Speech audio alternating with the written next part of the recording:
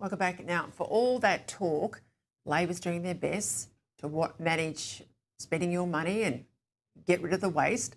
Have a listen to this. The Greens party room. This is a single room in the Parliament House building in Canberra. The renovation costs there have blown out to $2.2 million. This is for a room, including some $50,000 on carpet.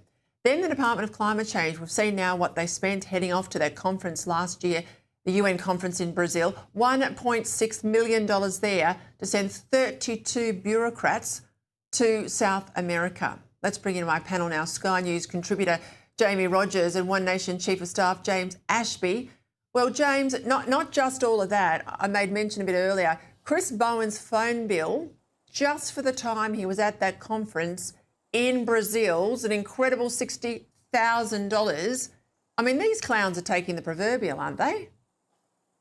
Oh, yeah. This is just further proof they don't care that it's your money they're spending and they think they're entitled to do it. If it was you or I, Peter, I know when I travel overseas, you can pay the $10 per day for global roaming. There's no way you and I would end up with a $60,000 bill. And if we did, we'd be calling the company straight away to deal with it or the Ombudsman to help fix it.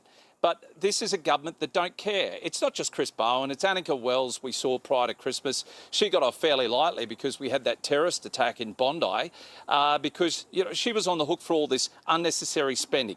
I'm building a house at the moment, which is 240 square metres. It's less than half the cost of doing up a meeting room for the Greens. Something's not right. This is a government that just is recklessly spending our money, and that is why we're paying over $60 million a day in interest on money we owe financial markets right across the globe as a government. It's just disgraceful and disgusting, and One Nation, we would not be doing this if we had control.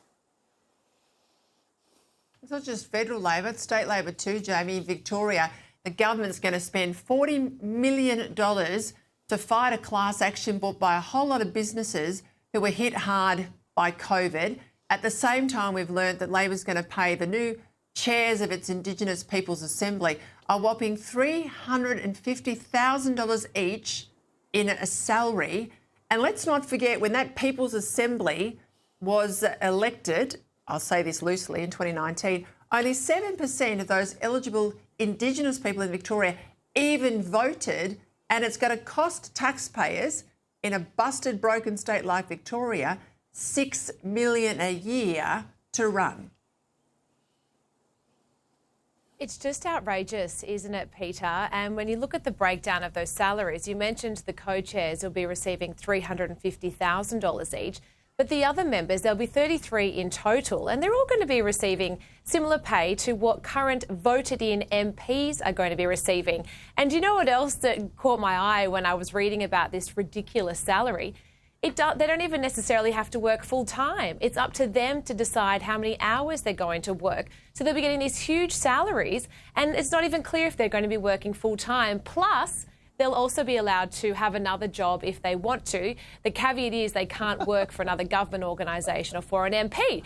It's absolutely outrageous. And considering as well, Peter, Victoria voted no for the Voice referendum, and now Jacinta Allen thinks that this is a priority over things like the ballooning deficit that Victoria is facing, the crime, ambulances. You could have been buying some more ambulances for your state. It's just a joke.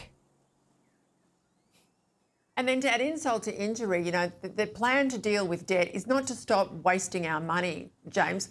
In Canberra, they're going to sell off all these defence assets. They'll reap, in gross terms, about $3 billion, but they say it's going to cost them about $1.5 to sell them, so we'll only make as taxpayers $1.5, and that $1.5 doesn't include all the remediation works that you and I know, like asbestos remediation, for example, before they even go to market. So they'll sell them off, and I don't reckon the taxpayers will get any money at all. No, very little of it will. I'd love to know what the commission is. They're going to have to pay one of those corporate entities to help broker the deal as well. Look, this is a government that is desperate to spend other people's money, and when they run out of it, they then start either taxing more or they sell off things. Now, they're also a government that has criticised previous governments of Conservative ilk who have sold off power stations or power grids, that sort of thing. And here they are selling off defence land. There's almost 70 of these sites they want to get rid of. And again, it's going to be piddled up against a brick wall because it won't go to good, decent things. They won't reinvest it back into defence. And what is left is a drop in the bucket, really, compared to what should be put into defence. Look, it's a ridiculous thing. I think this government, they would sell off Parliament House to a sovereign wealth management fund if they could, and they'd rent it back just for the extra cash. It's a bad, bad decision. One Nation do not support the sell-off of any of our defence land. They'd probably just give it away to the Chinese, let's be honest. We'd be kidding ourselves if they're going to do anything else. Chinese won't get it anyway, the way we're going. On that very depressing note, I've got to leave it there. Sorry, Jamie, I'm out of time, but we'll go first to you next week.